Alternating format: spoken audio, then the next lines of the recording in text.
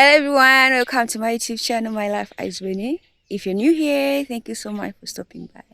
And if you have been looking with me all this time, thank you so much for your continued support. Please don't forget to hit that subscribe button, give this video a thumbs up, and don't forget to leave a comment down below.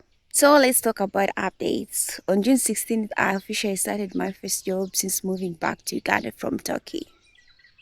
Today marks exactly 1 month since I packed my bags and traveled here in the western side of Uganda, in Vilisa district. To be honest, apart from traveling abroad, this is actually my very first time traveling this far away from home within Uganda. It has been completely a new experience for me. I came into this journey with absolutely zero expectations, but let me tell you, it has already been quite the ride. So I'm taking you along with me so you don't miss anything out. Because I was settling in, you guys missed out on my literally the first few weeks here. But don't worry, I'm taking you along with me today. In this video, I'm sharing a recap of my very first month here, the reality of living this side, and some of the highlights of my daily happenings. Let's get into it. First and foremost, let me show you the room where I stayed on my very first night here. My boss actually got this room for me, and I think it was about 10,000 shillings, the price.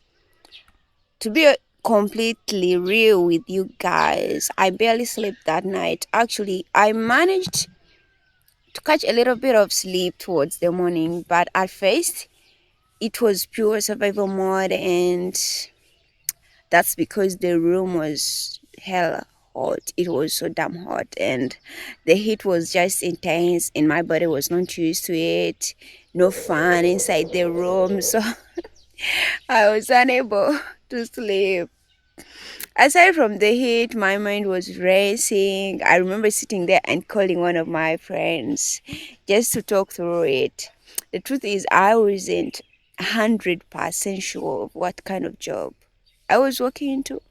I had a general idea, maybe about 50% sure of what was going to happen, but the rest was a total mystery. And when they dropped me off at that location where I'll be staying for that night on the day of my arrival here, guys, I was shocked.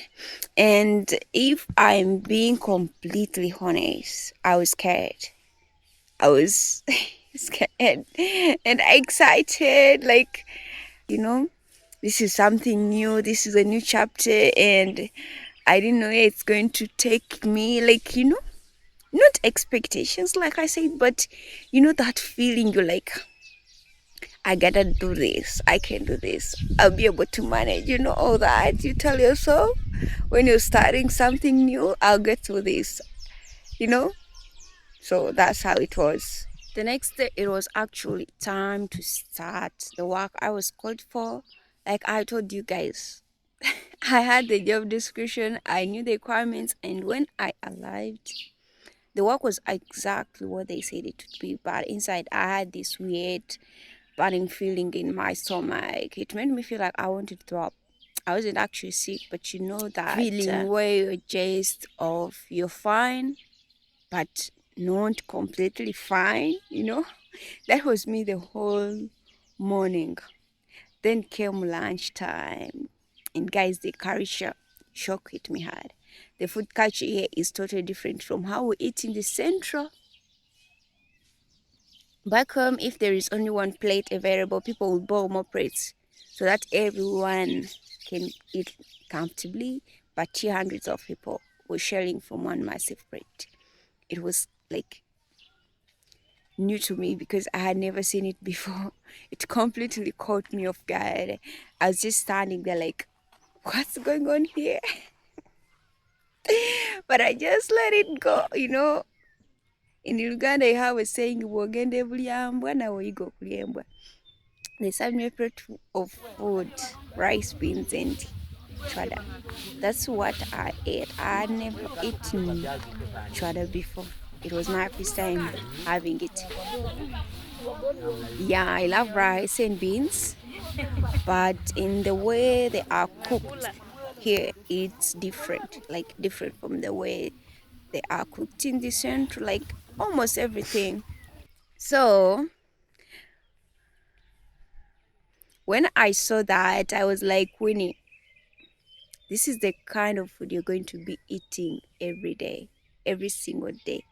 Lunch, supper, day and night. You have to get used to it. You have to get used to it. But if you know me, like, I've traveled a lot. Food is usually the least of my worries. So I told myself, it's okay. Yeah, I can put up with this. And now I'm completely fine. I get to eat whatever I am served. Even the first week, like, even before when I was not ready yet, I was okay with everything that was happening. So that's how I am. By the evening, the next surprise came. I was told I'll be staying with one of the main leaders from the Lokomosh. Honestly, at first, I hated the idea. I'm such a cozy, independent person. I like my own living space, like, alone. And I hated the feeling of like abiding in other people's houses and spaces, but it was the plan. It was how the program was, and I had nothing to do with it. And yeah, I just couldn't change, and I had just arrived and I didn't want to turn back, like go home. The truth is, when I first came back from Turkey, I really wanted to take a 6 months break and just do like nothing because I was literally tired from working. I didn't want to work anymore. Like in this year, I don't want to do anything. I just wanted to rest and stay at home with my sister. But the pressure, like not the pressure, but somehow the anxiety, you're used to working, you earn your own money, like you take care of yourself. So being there doing nothing, it kind of felt like weird to me. I just couldn't like accept the fact that I just wake up every single day. I see it. Like I had other things I wanted to do, but they just couldn't sit right in my mind. Everything I was planning to do, I just couldn't do it because of the fact that I was just not working. I just like the idea of earning my own money. So being there, not doing anything, like causing up, being lazy, I just don't like that. So Yes, that's what happened. Out of nowhere, I just started pressurizing myself to find work. I don't even know why I did that to myself. I don't know. I don't know. But I pushed through. I did it. I pressured until I got this one. I won't give too personal details about the living session out of respect for privacy here, where I'm kind of saying, but where I didn't like the idea of sharing a specific face.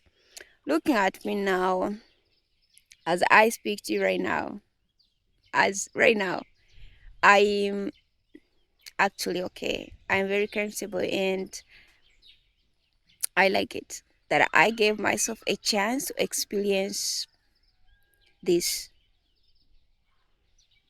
And that's how I survived my very first intense day. Thank you so much for watching. I love you. Bye bye.